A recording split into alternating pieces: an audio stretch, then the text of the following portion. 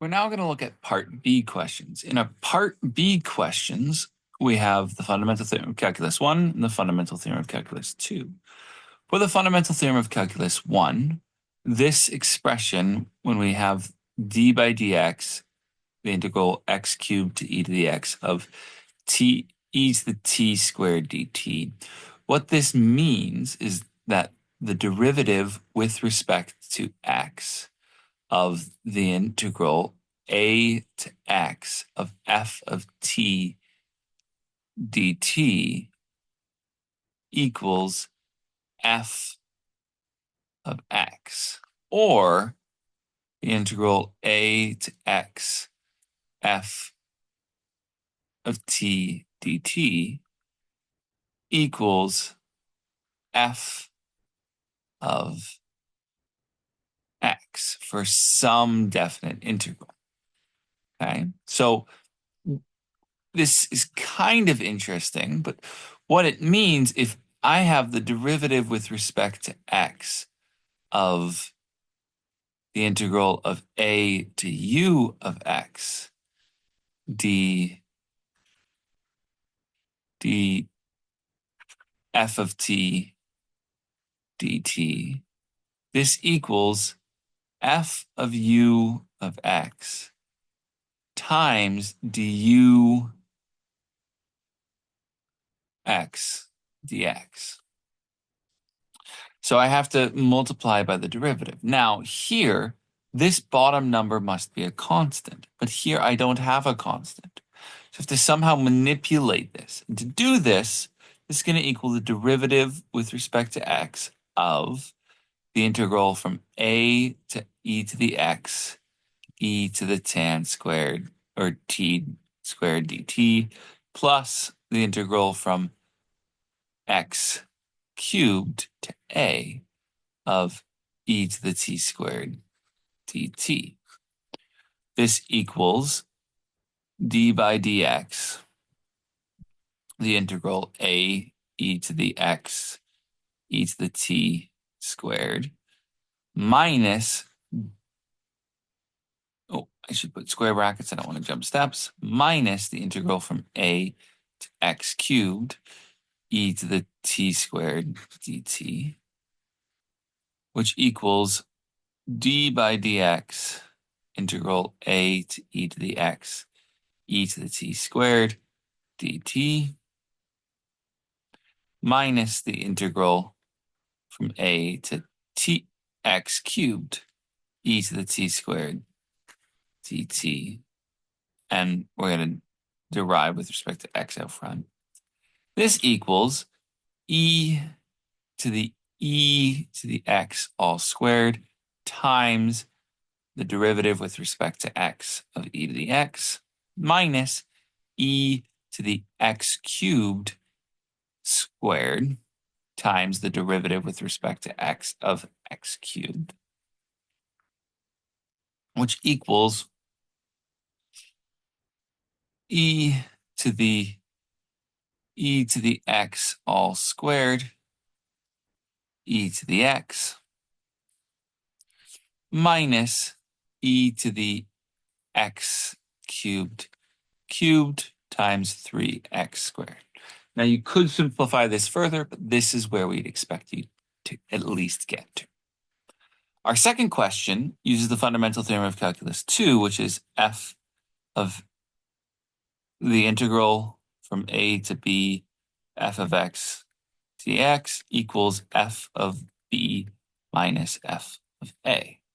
Now, where f is an antiderivative. Now, to compute this, we need to calculate the antiderivative of this expression. So what I'm going to do is off to the side, I'm going to compute an antiderivative. So I'm going to take the integral of pi sine pi x e to the cos pi x, and I'm going to let u equal cos pi of x. The u by dx equals minus sine pi of x times pi. So I get 1 over minus pi sine pi x du by dx equals 1. This equals the integral of pi sine pi of x e to the cos pi x du by dx. This should be an x over minus pi sine pi x. These cancel, giving me minus the integral e to the u du by dx. Now, here, what I could do is I could switch my bounds. I could compute what cos of 2 is, what u of 2 is, or what cos of pi times 2 is, and I could compute cos of 4 and update my bounds, or I could compute the antiderivative and switch back. We're going to show an example of both. So we could either do integral x equals 2 to x equals 4 of e to the u by dx, which equals e to the u evaluated at x equals 2 to 4, which equals e to the cos pi x evaluated at x equals 2 to 4, which equals e to the cos 4 pi minus e to the cos 2 pi, which equals e to the 1 minus e to the 1, which equals 0. Or we could look at u of 2 equals cos 2 pi, which equals 1. U of 4 equals cos of 4 pi, which equals 1. So this equals the integral from 1 to 1 of e to the cos, or e to the u du, which equals e to the u evaluated at u equaling 1 to 1, which equals e to the u minus e to the u. And we have our solution of this being, or e to the 1 minus e to the 1, which equals 0. Both are correct.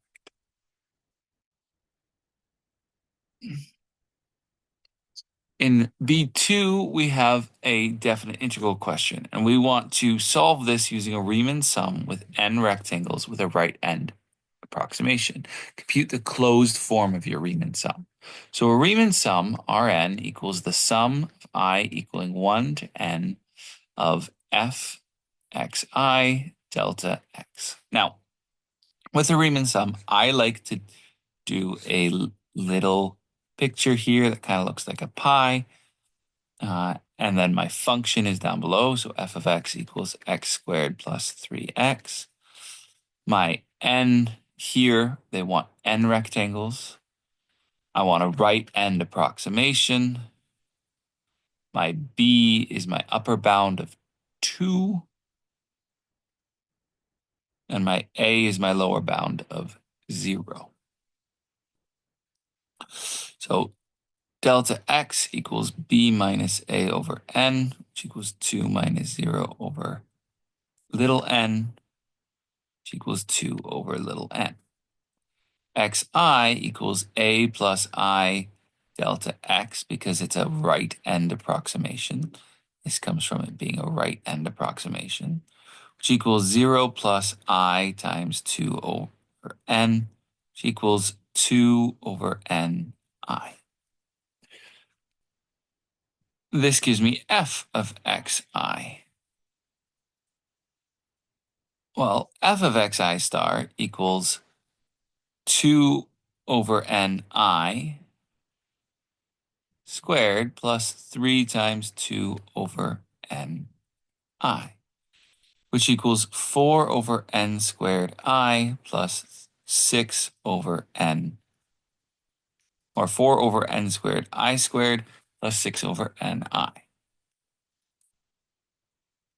So this means that Rn equals the sum of I equaling 1 to n of 4 over n squared I plus 6 over ni, all times 2 over n.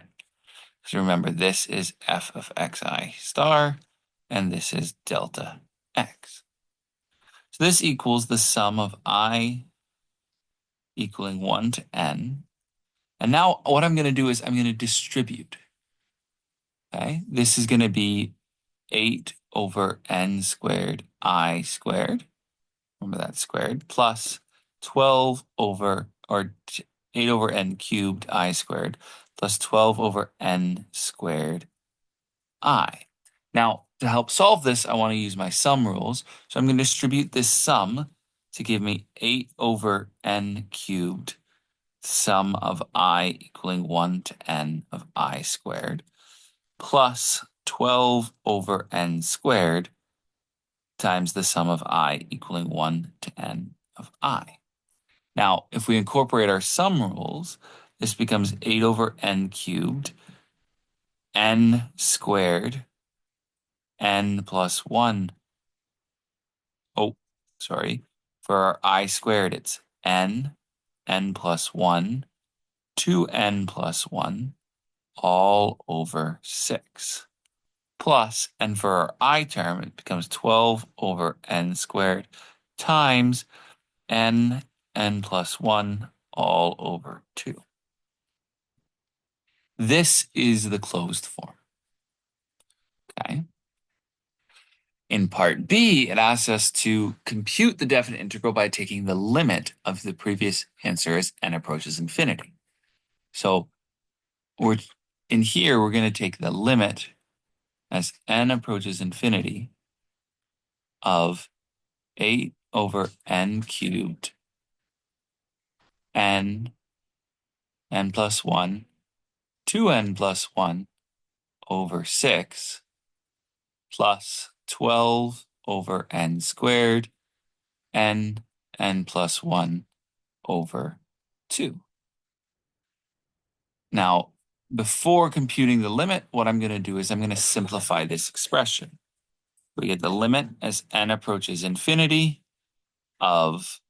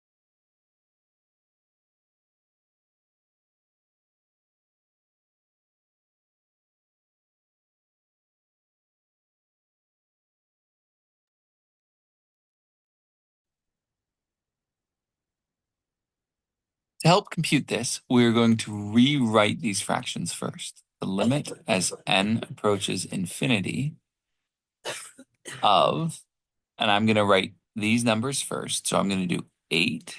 I'm going to factor out this 2. So 8 over 6. And now over here, I'm going to do n. I'm going to cancel out one of the n's here. So it's going to be n squared. And n plus 1. And like I said, factoring out one of the 2's becomes n plus 1/2 times 2 plus. Similar thing here. We get 6 times one of the n's cancel, n plus 1 over n.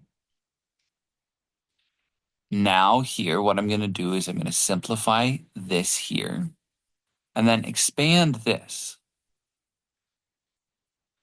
to give me the limit as n approaches infinity of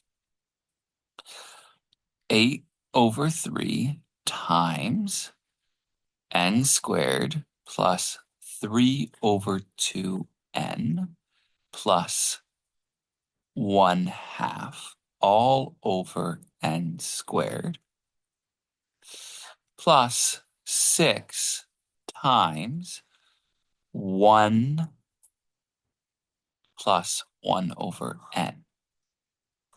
Because I can split it to n over n plus 1 over n,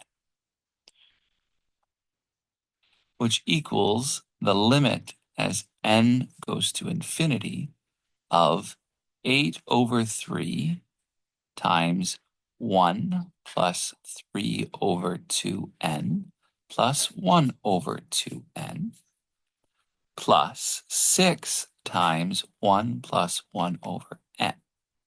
Now, why is this helpful? What makes this so helpful in phrasing it this way, and it's a nice thing that we can do for all of our sums, is this goes to 0, this goes to 0, this goes to 0. So we get 8 over 3 plus 6, which equals 8 plus 20 plus 18 all over 3, which equals 26 over 3.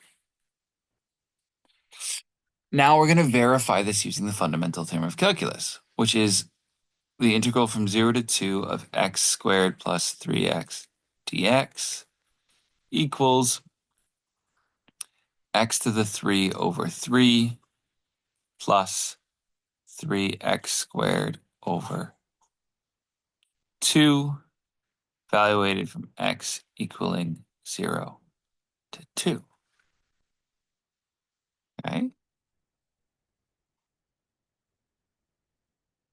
This equals 8 or 2 cubed over 3 plus 3 2 squared over 2 minus 0 cubed over 3 plus 3 0 squared over 2, which equals 8 over 3 plus 6 minus 0, which is exactly what we had before, but you can continue to get 26 over 3.